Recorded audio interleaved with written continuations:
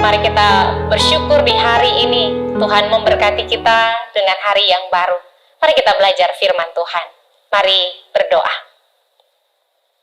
Terpujilah Engkau Tuhan yang telah memberkati kami dengan hari yang baru. Tolonglah kami supaya di hari ini kami melakukan apa yang benar. Berkatilah kami dengan firman-Mu. Amin.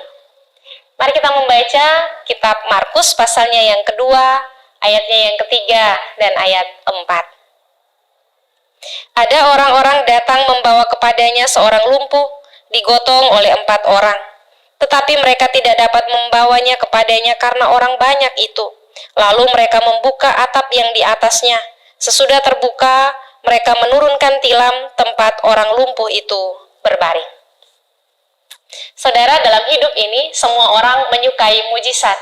Tetapi banyak orang menyukai mujizat itu terjadi dalam hidupnya sendiri dan tidak pada hidup orang lain. Sebab itu ada begitu banyak orang berjuang, bersusah payah mencari untuk dirinya sendiri dan menjadi begitu egois dan tidak peduli saat berhadapan dengan keadaan hidup orang lain yang membutuhkan. Hari ini firman Tuhan membawa kita belajar dari kisah orang lumpuh yang ditolong oleh keempat temannya. Mari kita lihat bagaimana 4 orang ini membawa orang lumpuh itu pada Tuhan Yesus. Dengan susah payah mereka berusaha supaya si lumpuh ini mendapatkan kesembuhan. Mereka adalah orang-orang yang memiliki solidaritas yang sangat tinggi dan kepedulian yang sangat besar. Solidaritas dan kepedulian mereka mengingatkan kita bahwa dalam hidup ini kita tidak hanya mengurus diri kita sendiri, tetapi kita juga memiliki tanggung jawab untuk menolong orang lain yang membutuhkan. Menjalankan tanggung jawab ini sesungguhnya menguntungkan bagi kita. Sebab saat kita memenuhi tanggung jawab ini, pertama, kita sedang belajar untuk bertumbuh dan kemudian makin dewasa dalam hidup. Kedua, kita sedang menggali potensi diri dan kemudian memperbesar kapasitas kita. Sedangkan keuntungan yang ketiga adalah kita sedang membuktikan bahwa kita adalah orang yang dapat dipercaya dan dapat diandalkan. Memang saat kita menjalankan tanggung jawab ini, kita akan disibukkan dengan ini, itu.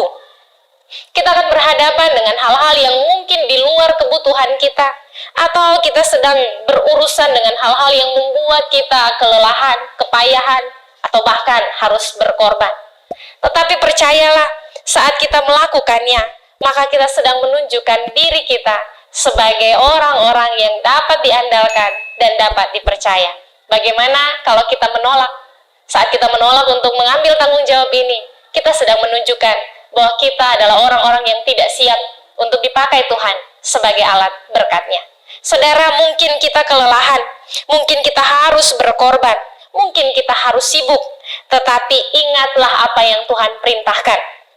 Apapun juga yang kamu perbuat, perbuatlah dengan segenap hatimu seperti untuk Tuhan dan bukan untuk manusia. Saat kita melakukannya untuk Tuhan. Tuhan pasti balas, Tuhan pasti bayar. Tidak pernah rugi saat kita melakukan kebaikan untuk orang lain. Ketika kita menabur kebaikan, percayalah, ada kebaikan-kebaikan baru yang siap kita tuai dari Tuhan. Mari kita berdoa. Terima kasih Tuhan untuk firman-Mu.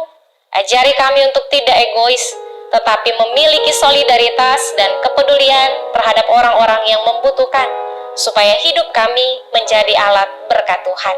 Kami bersyukur dalam nama Tuhan Yesus. Amin.